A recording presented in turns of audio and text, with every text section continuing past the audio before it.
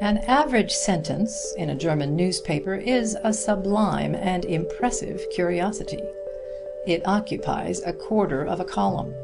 It contains all the 10 parts of speech, not in regular order, but mixed.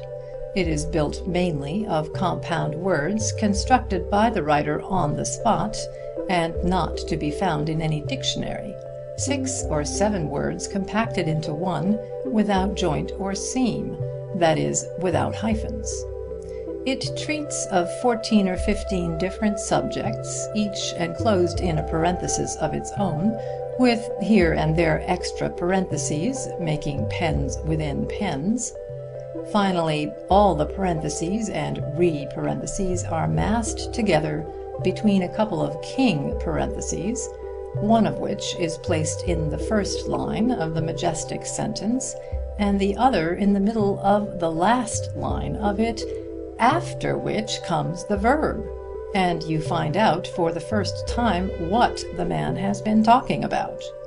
And after the verb, merely by way of ornament, as far as I can make out, the writer shovels in haben sind gewesen gehabt haben geworden sein, or words to that effect, and the monument is finished. I suppose that this closing hurrah is in the nature of the flourish to a man's signature, not necessary, but pretty.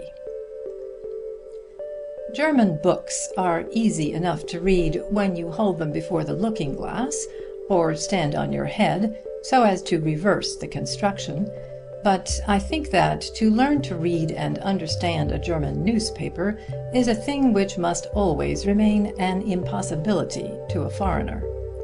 Yet even the German books are not entirely free from attacks of the parenthesis distemper, though they are usually so mild as to cover only a few lines, and therefore when you at last get down to the verb, it carries some meaning to your mind, because you are able to remember a good deal of what has gone before.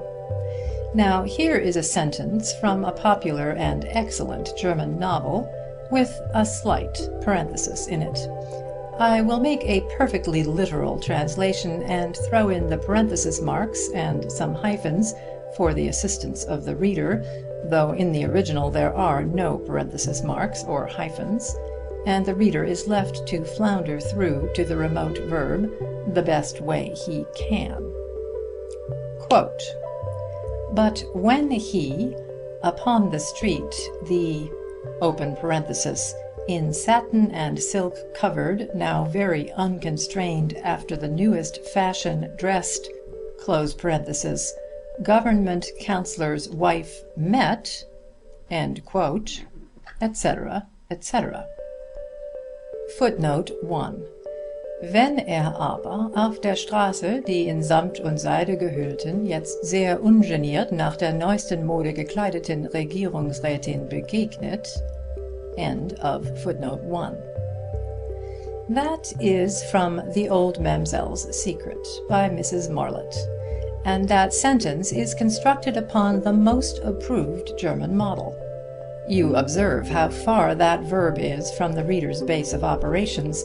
Well, in a German newspaper they put their verb away over on the next page, and I have heard that sometimes, after stringing along the exciting preliminaries and parentheses for a column or two, they get in a hurry and have to go to press without getting to the verb at all. Of course, then, the reader is left in a very exhausted and ignorant state. We have the parenthesis disease in our literature too, and one may see cases of it every day in our books and newspapers. But with us it is the mark and sign of an unpractised writer, or a cloudy intellect, whereas with the Germans it is doubtless the mark and sign of a practised pen, and of the presence of that sort of luminous intellectual fog which stands for clearness among these people. For surely it is not clearness. It necessarily can't be clearness. Even a jury would have penetration enough to discover that. A writer's ideas must be a good deal confused, a good deal out of line and sequence, when he starts out to say that a man met a councillor's wife in the street, and then, right in the midst of this so simple undertaking, halts these approaching people and makes them stand still until he jots down an inventory of the woman's dress. That is manifestly absurd. It reminds a person of those dentists who secure your instant and breathless interest in a tooth by taking a grip on it with the forceps, and then stand there and drawl through a tedious anecdote before they give the dreaded jerk. Parentheses, in literature and dentistry, are in bad taste. The Germans have another kind of parenthesis, which they make by splitting a verb in two, and putting half of it at the beginning of an exciting chapter, and the other half at the end of it. Can anyone conceive of anything more confusing than that? These things are called separable verbs.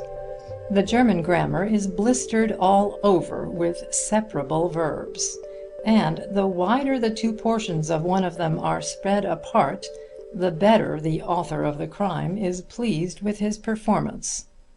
A favorite one is reiste ab, which means departed. Here is an example which I culled from a novel and reduced to English.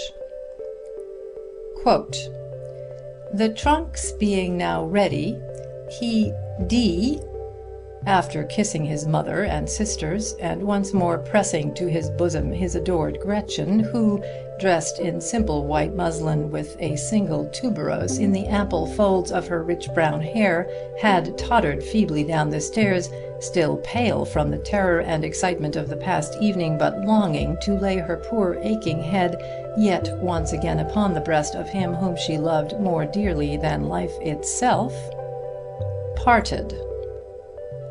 End quote.